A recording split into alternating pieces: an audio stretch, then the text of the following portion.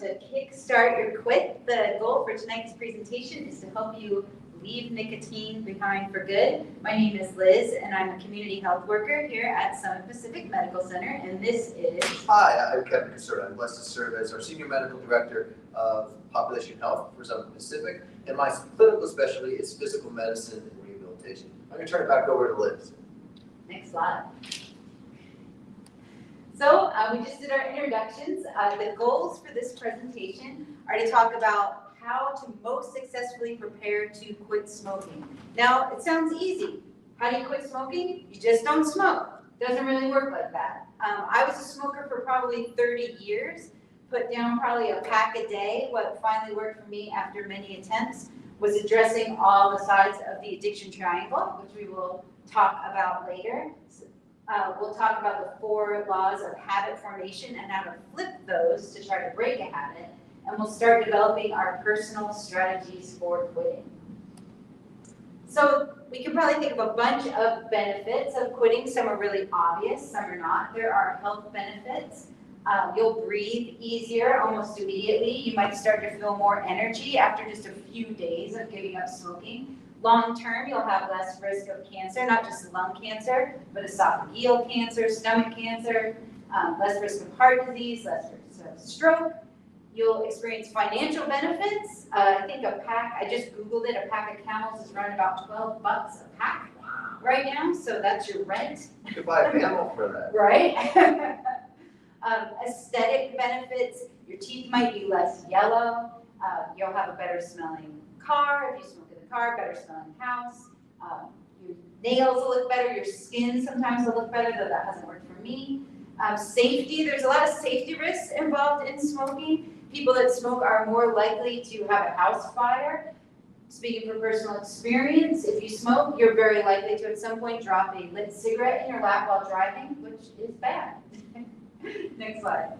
Turn it over to Kevin. Yeah, so one of the things we think about is why is it so hard to smoke? And the reason is it's not just a habit, but it's an addictive habit. And that really comes from nicotine, which is one of the chemicals in cigarettes.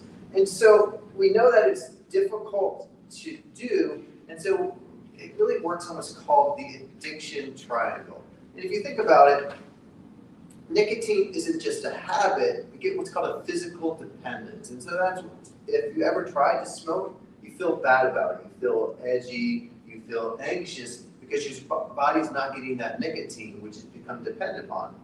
In addition, in the triangle, we look at what's called emotional and then the stress component as well. Cigarettes, the process of smoking cigarettes actually relaxes that body, gets this good chemical called serotonin. We'll go into it in a little bit more detail which can kind of help with that stress response. So it's not only a habit, but it helps with emotion, stress, and then the physical dependence, which means it's really, really, really hard to stop smoking. But the good news is there's ways to cope with that. So the physical dependence, what is it and why does it occur? So think about nicotine being a chemical, and it happens to fit really, really, really well right into one of the locks in our brain. And so when it gets in there and it kind of unlocks that lock, it gets several different benefits of why we feel good when we smoke and have nicotine. The first is dopamine. And dopamine does a lot for the body. And in fact, there are actually disorders where people don't have enough dopamine. But one of the things that it does is give you this pleasure sensation. And that's one of the reasons you feel good when you smoke. The next thing is serotonin. So serotonin is actually low in a lot of people with depression. And so nicotine, when it comes in there, kind of unlocks that lock, actually releases serotonin as well, which helps with some of the anxiety. So I've had a stressful day, dealt with a lot of traffic. What am I going to want to do to relax? I'm going to smoke a cigarette. And the final thing is adrenaline. And that is that chemical that kind of makes us want to go. It gives us energy, right? So you're tired, you're fatigued, you're kind of just spending a long lecture listening to 2 people talk about stopping smoking. What are you going to do? You want to light a cigarette, right? And that adrenaline kind of gets that energy level back. So here's the problem. Now that you quit, your body's become dependent on the nicotine. And so therefore, it's not making or it's releasing as much of these natural hormones on its own because it's relying on the nicotine to help to assist doing that. And so when you stop, you lose some of those feel-good chemicals for a short time while the body's catching up again. And so what happens? I feel irritable, I feel anxious. Some of them may even come to me, I liked you better when you were actually smoking, right? Now you can get over that, but initially, most people go through some sort of withdrawal from nicotine. So what can we do about it? Well, there's several things. The first is when people are trying to stop smoking, some people can do it cold turkey. I find that's rare, hopefully some of you can do that. But some people also need what's called nicotine replacement. And you get that several different ways. One is it's called transdermal, so basically it's a patch that can go on us. And the nice thing is there's different doses of the patch. So depending on how much you smoke, you can match the approximate level of nicotine that you were getting, and then over time, over the course of several weeks, begin to wean. It'll give you smaller, lower and lower dose patches to get that better for you and get you off of tobacco. It's great because it gives a level, but you don't get kind of that jolt that some people get with smoking cigarettes. And so some people will also benefit from there's different nicotine lozenges, nicotine gums, things to that extent to give people a little bit of just kind of extra level if they need it. There are medications that help as well. Bupropion, which is also known as Wellbutrin, has been the one that's been out the longest. It's actually initially used as an antidepressant, but what they found is one of the great side effects of it is people lost some of the craving for cigarettes. And if you remember, dopamine is that kind of feel-good hormone, right, that our body releases with nicotine. Well, Wellbutrin will actually increase the amount of dopamine, and so it kind of counterbalances the effects of stopping smoking. For most people, it's weight neutral. Most people tolerate it very well. It also decreases the cravings. And no, both of these medications we're going to be talking about are, you need a prescription for them, so you need to work with your provider for that. The great news is some providers are more than happy to prescribe those things.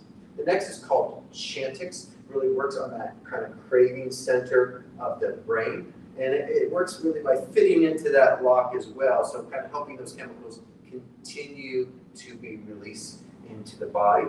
The other nice thing is since it also locks there, when people smoke, they actually don't feel quite the same impact because the medication is already doing that, so they don't get quite of that nicotine high associated with smoking. And so since that's not as much of a reward, people are more likely to stop smoking.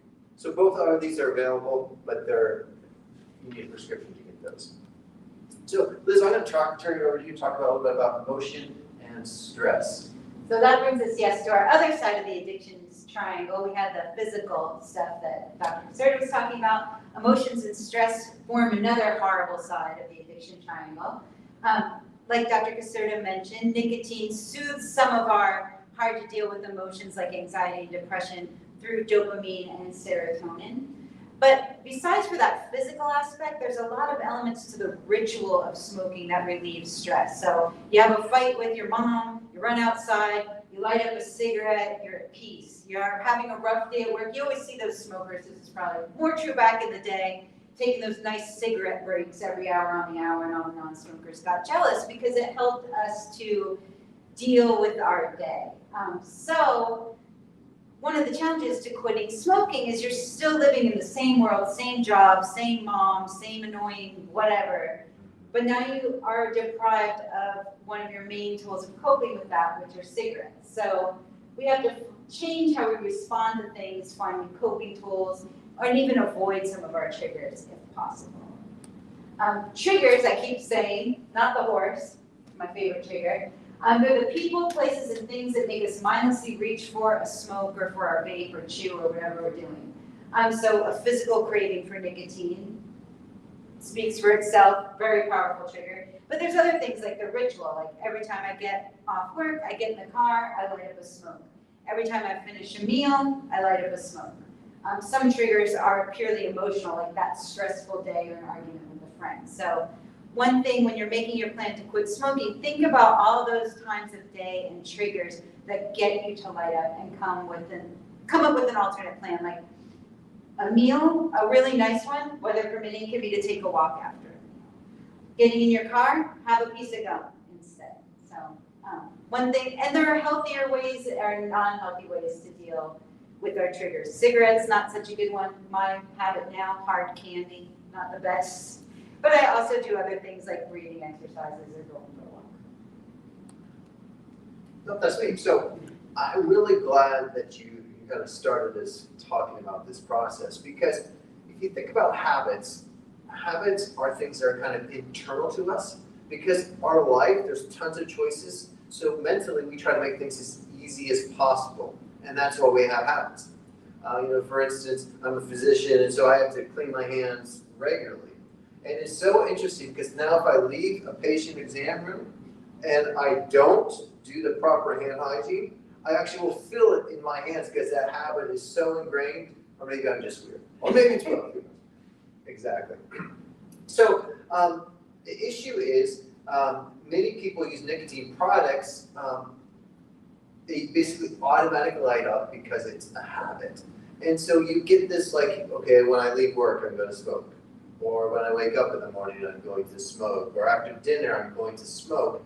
And it's hard to kind of continue without that habit. So we're going to talk about how to make and break habits. And this comes out of a book called Atomic Habits. It's by this great author, James Clear.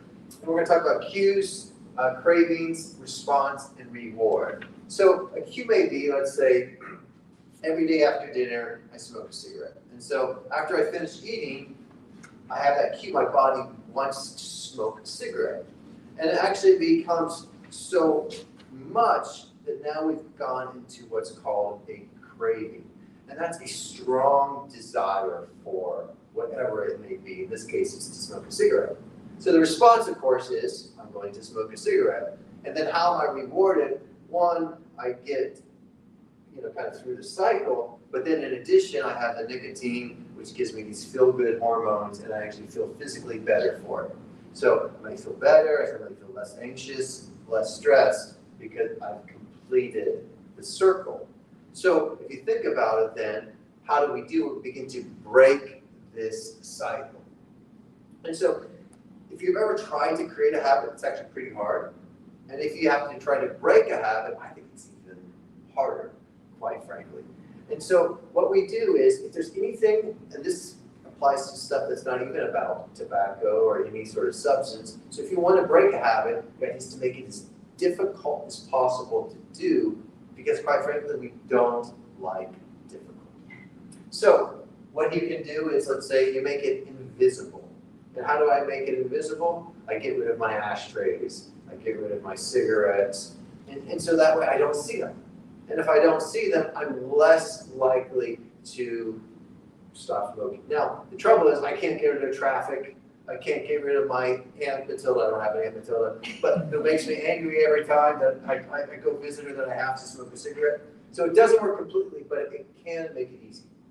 But then you can make it unattractive. And then how do you make it unattractive? One thing I always bring up is the cost of cigarettes. And I say, well, it's what, $12 now? 12 bucks for Camels. Yeah, so if I smoke a pack a day, let's say it was even $10 to make it easier, I'm spending over $3,000, almost $4,000 a year on cigarettes. Well, think about that. Well, what else could I do with that money? You could do a lot of other things with that money. So that's one way that makes it attractive. Or you can think about consequences, things that may happen if I smoke. Some of the health effects, the heart effects, effects of potential risk for stroke, those sorts of things. Next thing I can do is I can make it difficult. It goes along a little bit with making it invisible. But besides just not having the products in my house, maybe I say, you know what? I'm going to give it to my cigarettes to my spouse who doesn't smoke. And I actually have to go there and ask them for a cigarette every time I smoke. Well, it's going to make it hard. And maybe I feel bad enough that maybe I will ask for a cigarette, but it adds another level of difficulty to get there, and then make it unsatisfying. Now that can actually be a little bit hard if it's a habit that I really enjoy, but one idea actually Liz has is, okay, if I'm going to smoke, every time I smoke I got to put $1 in a bowl, and then I'm going to give that to charity or whatever else. Charity you don't like? Oh, very good. That must make you stop really quick, right? And so there's ways to make it more difficult to smoke or less pleasurable, and that kind of works in reverse to stop the habit. All right, Liz, I'll let you sum it up. So to summarize, we learned about some of the benefits of quitting smoking, some of which you probably knew, some of which might have been new to you. How nicotine keeps us hooked 3 ways: physically through cravings, emotionally, and through our habits. How that habit loop drives our behavior and how we can hijack that loop to hopefully break our habit. And the importance of making a plan to address all 3 sides of the addiction triangle. So physical cravings, maybe get some help from medication, new ways to cope with your emotions and stress, and building new habits and breaking old ones. Skip over this. All right, so if you're here though, we'll do this in a little bit. We'll go through these sheets, and so a little way to kind of work through your smoking. And that's just a good reminder for all of our talks. Please come, watch on the internet, but also come in person because we get a chance to interact and learn from each other. And have snacks. And have snacks. So here are some additional resources. So a lot of our content, especially around habits, we draw heavily on Atomic Habits by James Clear. You can buy it online easily, Amazon. It's also available at the Timberland Library for free as a physical copy for your Kindle, and I think also as an audiobook if you like to listen. We had some handouts tonight, but if you're just in the internet, you don't get them. There are great online communities for making lifestyle changes, different forums that you can find. 1-800-QUIT-NOW is the Washington State Quit line, which is a great starting point. Also, your primary care provider. They would love to help you quit smoking. So the next time you see them, or send them a MyChart and say, hey, can you help me out? If you happen to be a WellPoint member, you get a premium membership in the X program, which rumor has it can supply you with free nicotine replacement products. That's that. Well, good. Well, thank you so much for taking the time to watch this video. And if you ever have any questions, health questions about tobacco or anything else, obviously reach out to Some Pacific. We're here to serve you in the community. Thank you and have a good day. Thank you.